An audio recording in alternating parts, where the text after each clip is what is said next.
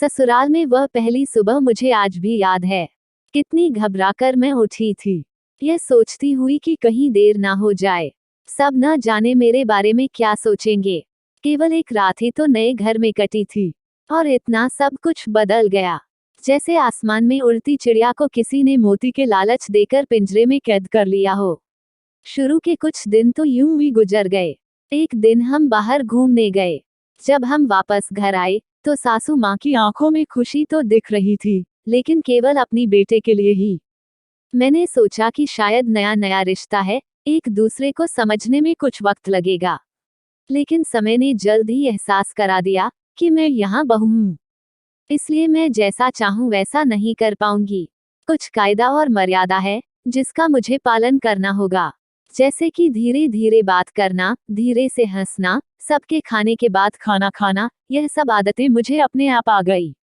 माँ से भी बात कम होने लगी, जिसकी वजह से मुझे पीहर की याद आने लगी। ससुराल में पूछने पर कहा गया कि अभी नहीं, कुछ दिन के बाद जाना। जिस पति ने शादी के समय कहा था कि आपकी बेटी पास में ही तो है, कभी भी आ जाया करेगी, उसके भी सुर बदल गए।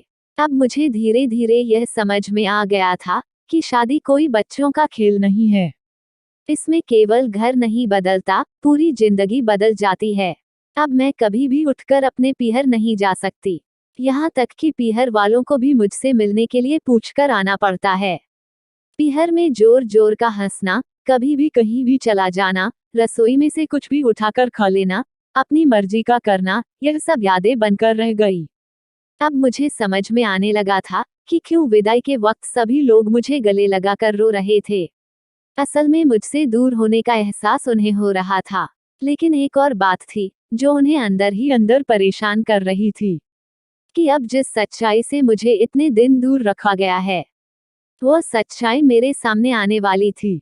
पापा का यह झूठ कि मैं उनकी बेटी नहीं, बेटा हूँ, अब और दिन नहीं छुप पाएगा, जो कि उनकी सबसे बड़ी चिंता थी कि अब उनका बेटा, जिसको कभी भी बेटी होने का एहसास नहीं कराया था, जीवन के इतने बड़े सच से सामना करने जा रही थी।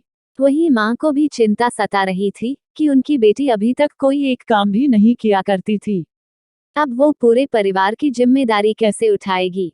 सभी लोग मेरे इस विदाई और पराये होने का दर्द जान रहे थे, सिवाय मेरे, इसीलिए वो सभी लोग रो रहे थे। आज मुझे समझ आ गया कि उनका रोना गलत नहीं था। यह हमारे समाज का नियम ही है कि एक बार बेटी डोली में विदा हो गई तो वो उस घर के लिए केवल मेहमान ही बनकर रह जाती है।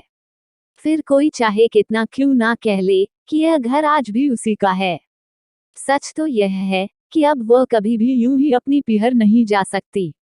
चाहे कितना भी समस्या और परेशानी क्यों ना आ जाए, मुझे ही हल करना है, हंसते हुए या गम छुपाते हुए। प्लीज लाइक करिएगा, सब्सक्राइब करिएगा और मुझे सपोर्ट करिएगा।